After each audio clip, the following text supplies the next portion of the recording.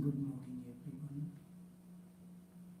We are coming to you live via Facebook streaming, via YouTube streaming, and also via Skype online. Each one of you is welcomed to this live streaming.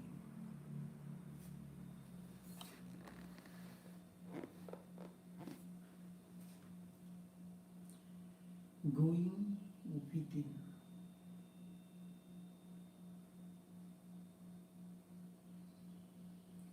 When you act out of nothingness, when there is emptiness within,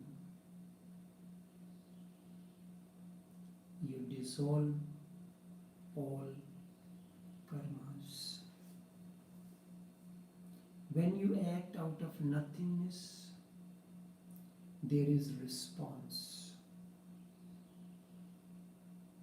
What is the absence of nothingness? You are filled with ego that I am something. I know this, I know that. Then it acts as a filter, and your actions emerge out of that.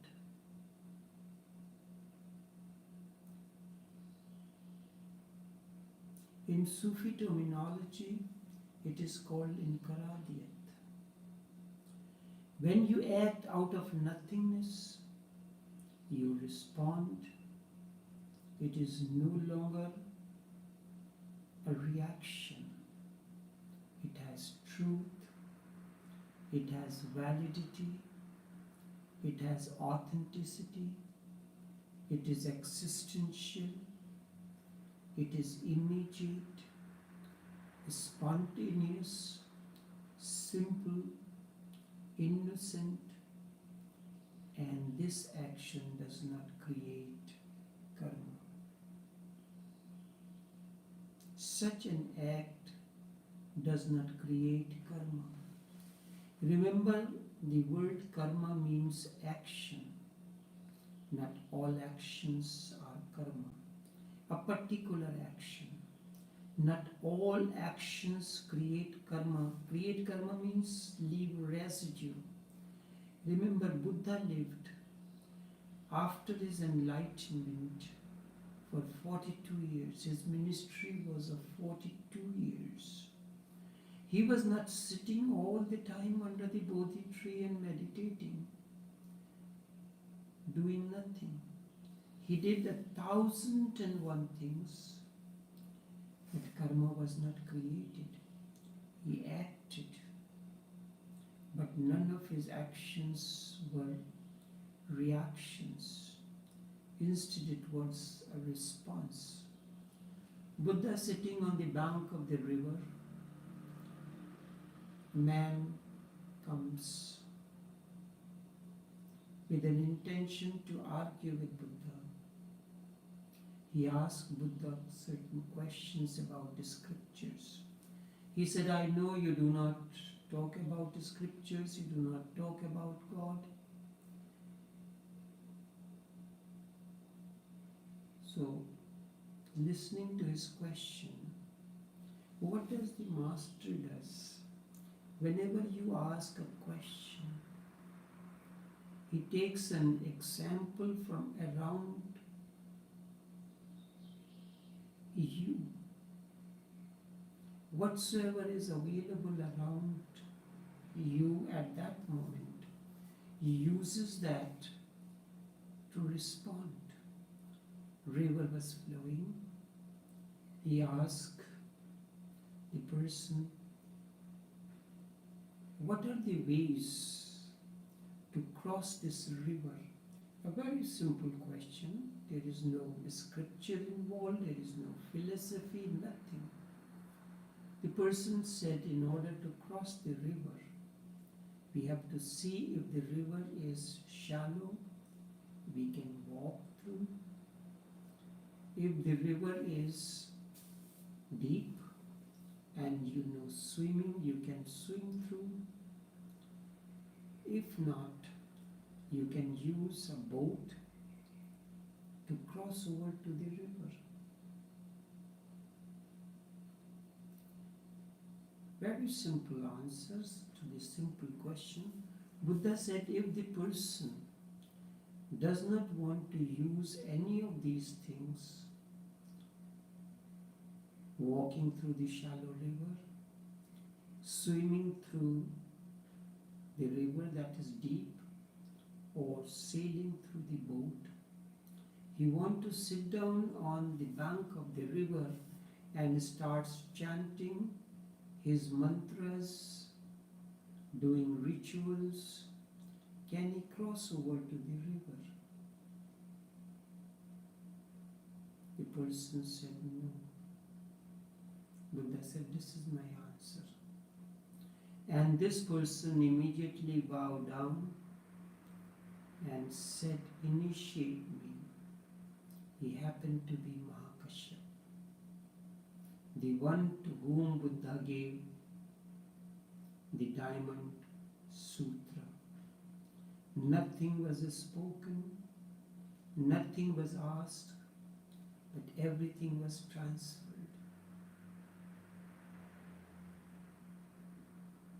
All transformation happens this way. I was 8 or 9 months old. I used to sleep on the same bed with my grandfather Naqshbandi Sheikh, Sufi Bridge Mohalla. But his instructions were that after 3 o'clock I should not remain on his bed. I could not speak. There was no question in the mind. I did not ask. He just created a situation for everything to be transferred. This is called nisbat, heart-to-heart communion. And that particular night, my mother fell asleep and forgot to pick me up from his bed. I remained from 3 o'clock onwards in a state of meditativeness or samadhi, and in that state everything was transferred. Something like that happened between Buddha and Mahakashyap. If you respond out of nothingness, you leave no residue. It leaves no traces on you. It is your, when I say leave, it is psychological. You engage in an action, the action is over, you are continuing to contemplate on that. How does the human mind work? You are in the bank, there is a long queue. You have to wait for your turn. The action is simple. You went to do a transaction in the bank, but the time that you choose and the hour that you choose, there are certain hours when the crowd in the bank is much less than the other times. The similar thing is this: when you go to a supermarket, if you go early in the morning, that time the crowd is minimal, but coming to the afternoon, between the hour of 4 and 8, the crowd is tremendous. And you can complain that there is this. Why did you choose that hour? It is this psychological residue that remains in your mind and creates the karma in you. When you act out of nothingness, there is no thought, there is no conditioning. of any kind. This is how things happen on a Friday afternoon in the bank. Everyone, those who are working, they get an opportunity in the afternoon to come. There is always a crowd. You understand the situation, then you're remaining there, waiting maybe an hour or even more. You can utilize that opportunity because you have nothing to do, to reflect on the words of the Master or something. Then you are creating nothingness, and any action that emerges out of it will not leave any residue. You remain free. You go on acting, you remain free. It is like a bird flying in the sky and leaves no trace. When a bird flies in the sky, have you seen any footprints? Lalaji Raziyallah Ta'ala Unu, Naqshbandi Ramchandra Raziyallah Ta'ala Unu said, Malik ka kaam karte hue, doing the work of the masters, I leave the world as if there has never been any person ever born on the earth named Ramchandra, leaving no residue, no footprints. The man who lives in the sky of nothingness leaves no footprint, leaves no karma, no residue. His act is total, and when act is total, it is finished. It is complete. And any complete act, be it a relationship, does not hang around you like a cloud. Only incomplete actions, they keep on bothering you. Incomplete relationships, we leave everything, actions, relationships, and life incomplete, and these hang around our consciousness and goes on accumulating. Somebody insulted you, you wanted to hit him, but you did not. You saved your sainthood. You smiled and blessed the man. Went home. Now it is going to be difficult. Whole night you dream that you are hitting that man. You may even kill him in your dreams. For years it will hang around you. It is incomplete. Anything incomplete is dangerous. When you are phony, everything that you do becomes incomplete, becomes dangerous. You love a woman, but not enough to make it a complete, to dissolve the relationship. What is the purpose of male-female relation? Human body is a vehicle. You use a vehicle to reach the destination, and when you reach the destination, you come out of the vehicle. You enter into male-female relation to unify the two energies, to neutralize, to reach to the state of nothingness.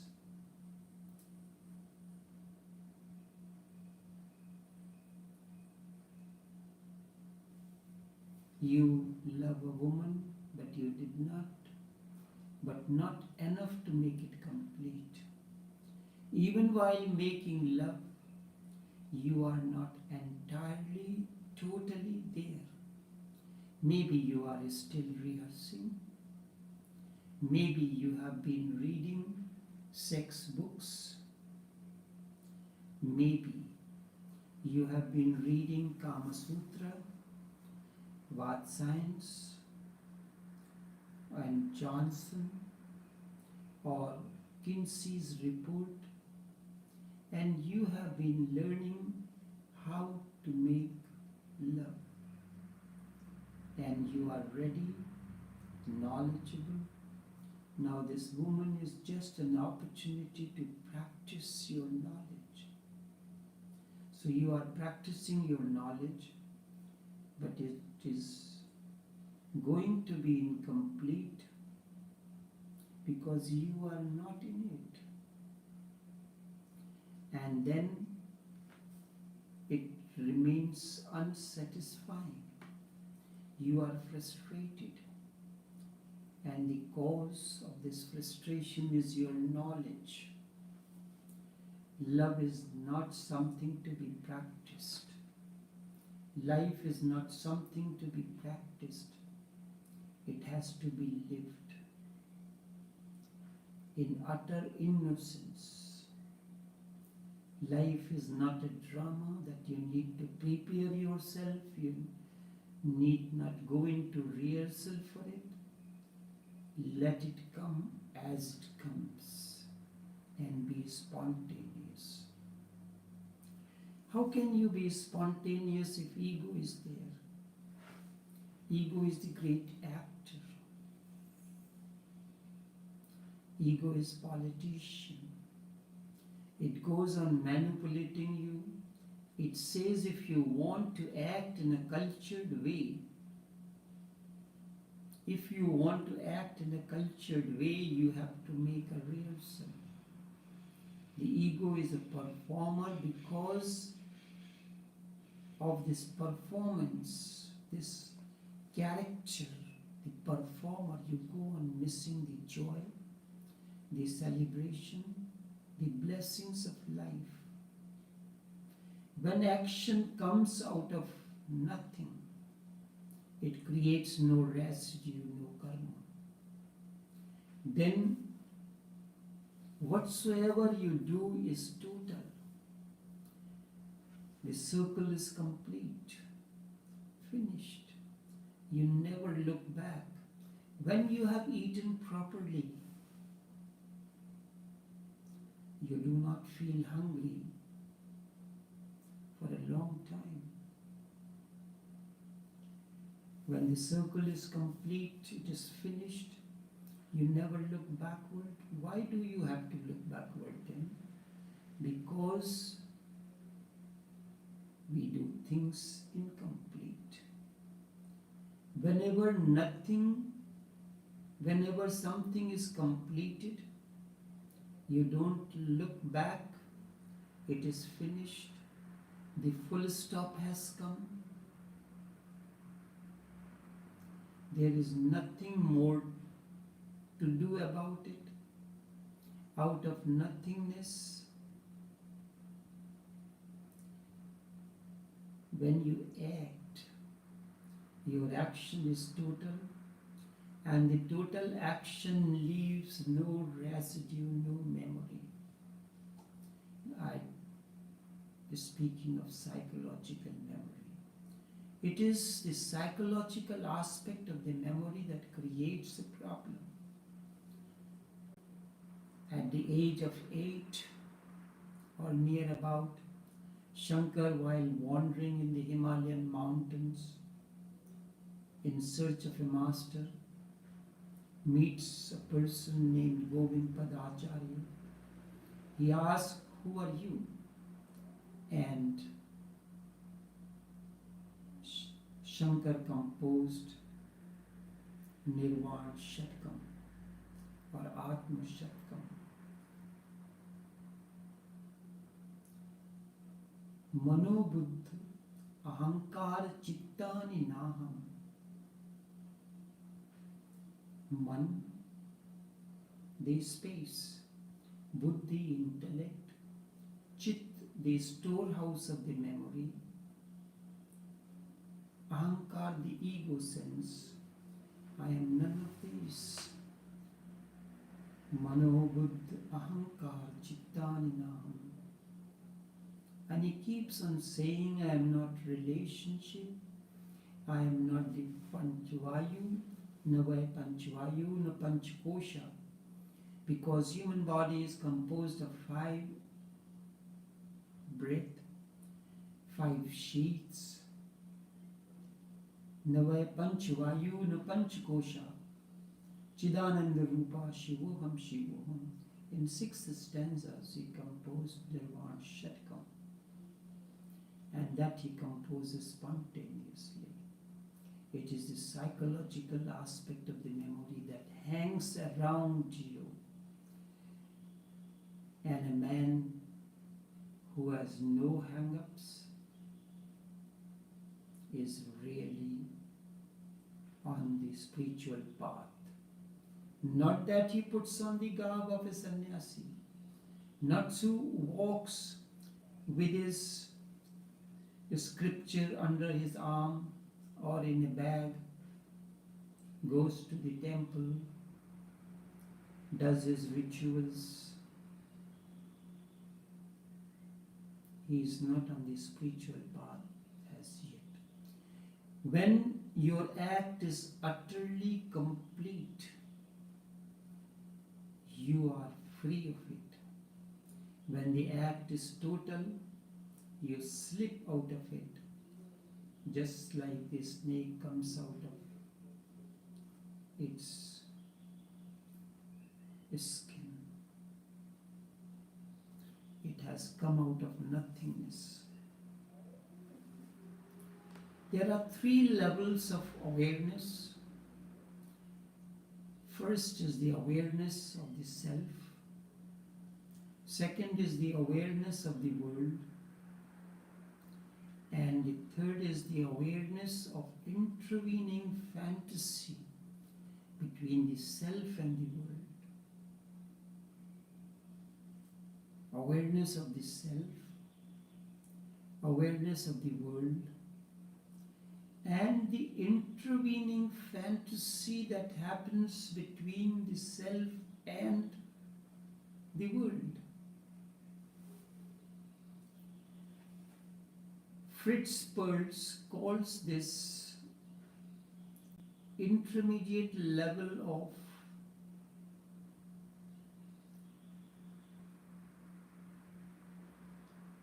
awareness as DMZ, demilitarized zone, demilitarized zone. It functions to keep us from being totally in touch with ourselves and with the world. This particular zone, demilitarized zone, contains our prejudices, the prejudgments, the conditionings through which we view the world and other people and ourselves. A Hindu have a Hindu conditioning, a Muslim conditioning, a Christian conditioning. We look at the world through our biases, through our conditionings. These conditionings are nothing else but voices around us. We cannot see the truth of it. We cannot see that which is. It creates an illusion. And that is what we call Maya. 2 people are living in the same room, sharing the same bed, but each one of them lives in the world of his own creation. You and I are not living in the same world. You have your own world created out of your mind, out of your conditioning.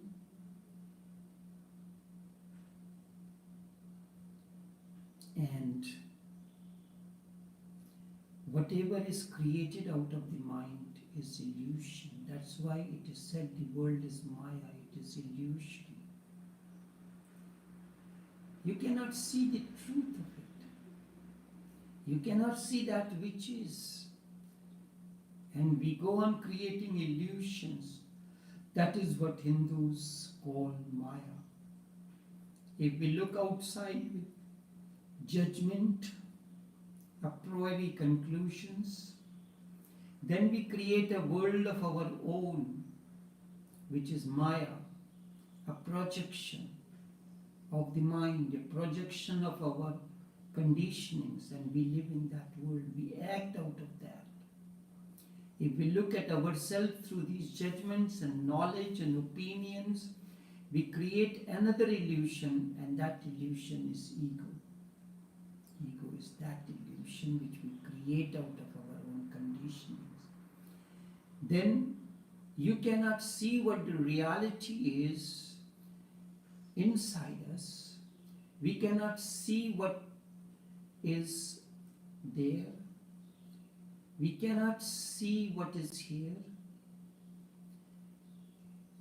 When the outside is missed, we create illusion. When the inside is missed, we create ego. When inside is missed, we create ego. And when we miss the outside, we create illusion.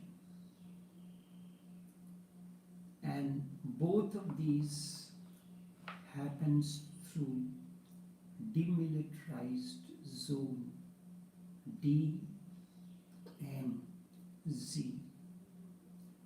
Gurdjieff used to call this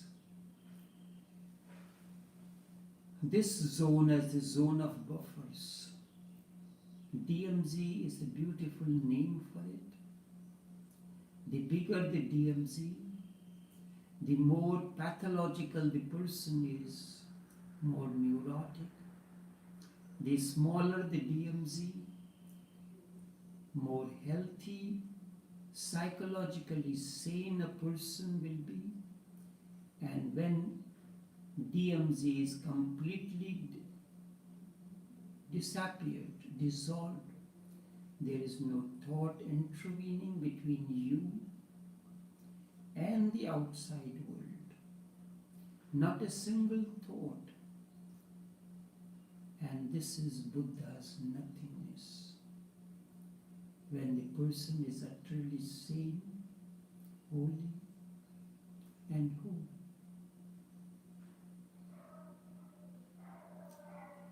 Only this much for this morning,